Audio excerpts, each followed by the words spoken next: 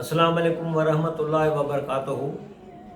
मेरे इस्लामी भाइयों दोस्तों, आज एक बहुत अहम मौजू से आपके सामने बात करना चाहता हूँ। बड़े गौर विचार के बाद मैंने सोचा बात करूँ, भाइयों से न करूँ, करते करते आज मैंने ठान ली कि भाइयों से इंशाल्लाह बात करूँगा। अल्लाह मुझे भी उसका नफ़ा देगा, आप हज़रात को भी देगा। दुरूद शरीफ करें। अल्लाहुम्मा सल्ली अला मुहम्मद व अला आलि मुहम्मद कमा सल्लैता अला इब्राहीम व अला आलि इब्राहीम इन्नका हमीदुम मजीद।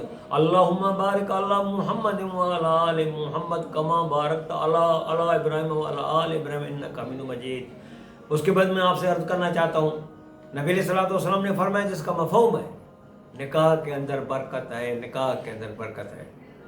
आज के चंद नौजवान कहते हैं शादी की क्या करो। अरे मेरे भाइयों नौजवानों, सोचो, अभी सोचो समझो कि अनकरीब तुम बुढ़ापे की तरफ जा रहे हो। बुढ़ापा आएगा, कौन पूछने वाला होगा। माँ बाप चले गए, किसी से रोटी मांगोगे कि वो कौन सी तुम्हारी खिदमत करेगी।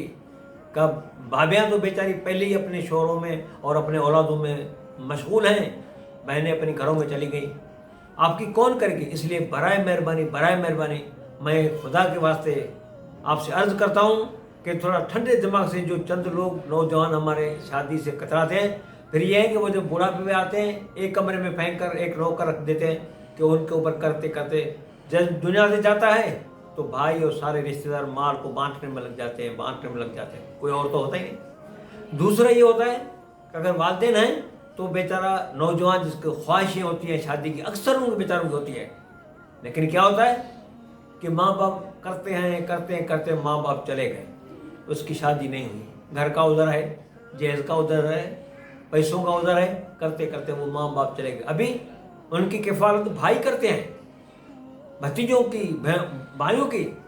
फिर वो बेचारे उनसे कहते हैं, लेकिन वो खुले तरह से नहीं कह सकते कि भाई हमारी शादी कराओ। वो बेचारे, अल्लाह माफ़ करे, कहना तो नहीं है, फिर वो बेचारे दूसरी रास्ता अख्तियार करते हैं। इसीलिए दोस्तों बुजुर्गों, अल्लाह जल्ल जलालहू ने कुरान पाक के अंदर फरमाया, अल्लाह जल्ल जलालहू ने फरमाया जिसका मफ़हूम है बर और बहर में जो हालात आते हैं, ऐ इंसान तेरे हाथों की कमाई है, जो तुम बोओगे वही तुम काटोगे। इससे मैं आपसे गुजारिश करता हूँ, खुदा के वास्ते वालिदैन हैं तो अपने नौजवान पर, बेटों के ऊपर रहम खाएं, उनकी शादियाँ कराएं। और अगर वालिदैन चले गए हैं, भाई उनकी किफ़ालत करते हैं। भाइयों को चाहे कि अपने बेटों को, अपने भतीजों को, उनके खुदा के वास्ते कहीं ना कहीं रिश्ता अच्छा करके, उनके घर वगैरह करके उनकी शादियाँ कराओ। शादी के अंदर बरकत है। वरना यह है कि नस्ल कशी है, तुम सोच लो, फिर पूछने वाला भी कोई नहीं होगा। माल के लिए तो सारे आएंगे, लेकिन तुम्हारे हालात को कोई नहीं देखेगा, कब्र के अंदर अकेले चले जाओगे। उसके लिए मैं आपसे गुजारिश करता हूँ कि ज़रा गौर से सोचें। और अक्सर ये होता है, अगर बेचारे नौजवान होते हैं, बीवियाँ दुनिया से इंतकाल करके चली जाती हैं, फिर क्या होता है, कोई उनका पुरस्तान हाल नहीं होता, बाप माँ भी नहीं होते, बेचारा किससे कहे। छोटे छोटे बच्चे, बेचारा रोता फिरता है कि मेरा क्या होगा, कोई उसकी तरफ मुतवज्जह नहीं होता। इसीलिए मैं आज बहुत ज़रूरत के साथ और बड़े गौर विचार के बाद, बड़े गम से मैं आपसे कहता हूँ कि खुदारा गुनाहों को रोकने के लिए इन नौजवानों की शादियाँ कराओ, और उनको अपने जो बेटे हैं उनके ऊपर भी रहम खाओ, उनके ऊपर भी तरस खाओ कि आसमान का जो मालिक है, ये ना हो कि कहीं ऐसा नुकसान हो जाए कि खुदा न खास हम कहीं के भी नहीं रहेंगे कि जब हमारे और आपके आका हज़रत मोहम्मद मुस्तफ़ा सल्लल्लाहु अलैहि वसल्लम फरमाते हैं कि निकाह में बरकत है।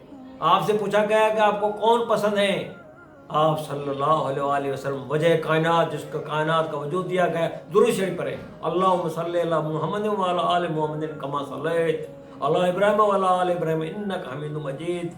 अल्लाहुम्मा बारिक अला मुहम्मद व अला आलि मुहम्मद कमा बारकता अला इब्राहीम व अला आलि इब्राहीम इन्नका हमीदुम मजीद। उनके ऊपर सोचें, उन बेचारों ने क्या कसूर किया है, उनके लिए गौर से सोचें। कोई मसला नहीं है, दिमाग में ये शैतान डालता है कि इनकी शादी कराऊंगा बहनों की, बहनें मुझसे विरासत में मिल्कियत मांगेंगी। मिल्कियत की लालच मत पड़ो। क्या उस दिन खुश होना उस दिन खुशी से जिसके पीछे गम हो, क्या उस जवानी से खुश होना जिसके पीछे दोस्तों बुजुर्गों बुढ़ापा है। کیا صحت سے خوش ہونا جس کے پیچھے بیماری ہے، اور کیا خوش ہونا اس زندگی سے جس کو موت ہانکے ہوئے آ رہا ہے، آج نہیں گیا تو کل جائے گا۔ اسی لیے میرے بھائیوں، دوستوں، بزرگوں، یہی کوشش کریں، جتنا کوشش کریں گے۔ یہ جو ہے شادی کا، میں نے پہلے بھی آپ سے عرض کیا ہے، شین کے صرف اوپر کے 3 نقطے نکال دو، کیا ہو گئی؟ شادی۔ جتنی شادی ہوگی اتنی ہمارے بیٹے بھائی وہ بھی بیچارے اچھی زندگی گزاریں گے، ہماری بیٹیاں بہنیں اور ہمارے جو رشتہ دار ہیں وہ بھی بیچاری اپنے گھروں میں چلی جائیں گی۔ ان کے بھی ہے کہ ہم ازدواجی زندگی گزاریں، اچھا اپنے شوہروں کے ساتھ زندگی گزاریں۔ شوہر کہتے ہیں ہم بچوں کے ساتھ، اپنی بیویوں کے ساتھ، لیکن کیا کہتے ہیں؟ ہم کہتے ہیں کہ کریں گے، بھائی کی شادی کریں گے، بھتیجوں کی شادی کریں گے۔ کیا بھتیجوں نے قصور کیا ہے؟ کیا بھائیوں نے قصور کیا ہے کہ آپ آج کل پر ان کو ٹالتے رہتے ہیں؟ لیکن یہ سن لو، وہ مالک جانتا ہے یہ کس وجہ سے یہ ٹال رہا ہے۔ لوگوں کو تو تم پاگل کر سکتے ہو، ان کو تو تم دھوکہ دے سکتے ہو، اس سے کون چھپائے گا؟ ایک آدمی ہے، اپنے بچوں کو ایک مکتب میں لے کے آیا، کہا کہ میرے بچوں کو اپنے مدرسے میں داخل کرو۔ انہوں نے ایسا کیا کہ 2 پرندے بچوں کو دے دیے، کہا کہ الگ الگ چل کے ایسی جگہ ان کو ذبح کرو جہاں کوئی آپ کو دیکھنے والا نہ ہو۔ بڑا گیا، تھوڑی دیر کے بعد جنگل میں ادھر دیکھا، پھر اس نے ذبح کر کے آ گیا۔ چھوٹا تھا، چلتا جب ذبح کرنے کا کافی دیر کے بعد ارادہ ہوا تو فوراً سوچا، ارے میں تو یہ کیا کر رہا ہوں؟ لوگوں میں سے تو کوئی نہیں دیکھ رہا، لیکن مالک الملک واحد القہار دیکھ رہا ہے۔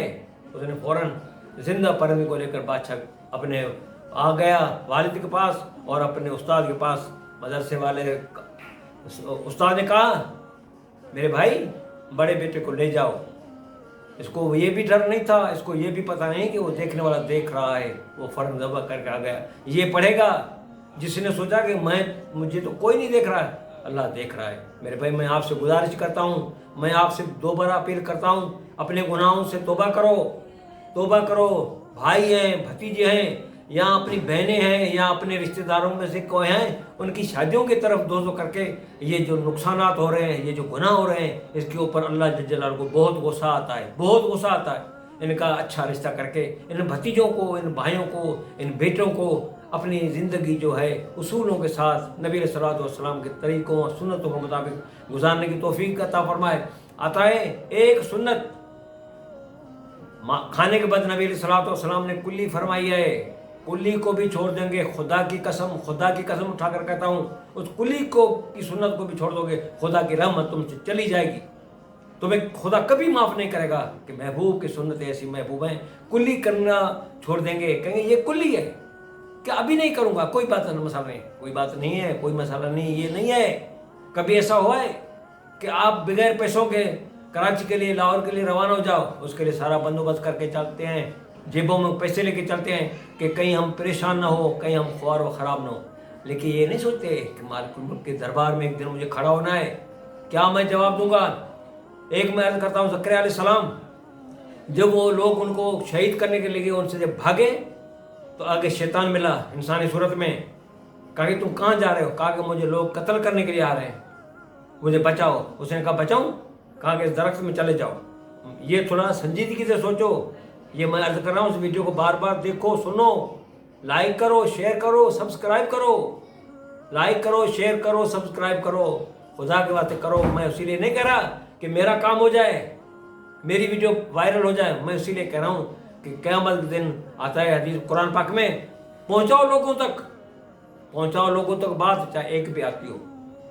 اس لیے آتا ہے کہ ہم جو ہیں یہ نہیں سمجھتے یہ کیا ہونے والا ہے۔ حضرت زکریا علیہ السلام کو شیطان ملے، شیطان نے کہا کہ مسئلہ کوئی نہیں، اس درخت میں چلے جاؤ، صرف اس کے اوپر غور کرنا، ناراض نہیں ہونا، میں دوبارہ کہتا ہوں، غور کر کے بار بار سنیں اس بات کو اور بالکل تحقیق کریں۔ میں ایسے نہیں کہتا کہ میری بات کو سنو اور یہ بس ایسے ہی اور مکمل سنیں بیان میرا، جب بھی آپ سنیں مکمل سنیں اور اس کے بعد اور دوستوں تک شیئر کریں۔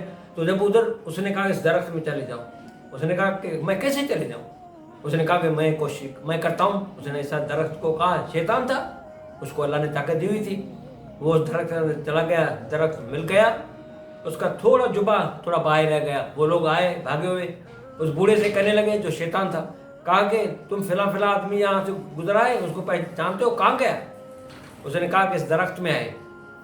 اس نے کہا کہ اس درخت کے اندر ہے، آدمی اور درخت کے اندر؟ اس نے کہا درخت کے اندر ہے۔ اس نے کہا یہ تو ہمیں تصور بھی نہیں۔ اس نے کہا یہ دیکھو، یہ جبہ ہے، باہر نکلا ہوا ہے۔ ہاں یہ تو ہے۔ پھر اس کو کہا کہ آرا بلے لے کے آؤ۔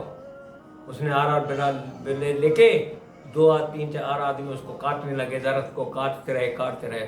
جب زکریا علیہ السلام کے قریب ہوئے اور اس کو ان کے سر کے اوپر قریب ہونے کی آواز جب پہنچی تو زکریا علیہ السلام نے فوراً اللہ جل جلالہ سے رجوع ہو کر عرض کیا، اے میرے اللہ پاک، آج آپ کا زکریا 2 ٹکڑے ہو رہا ہے، مجھے بچاؤ۔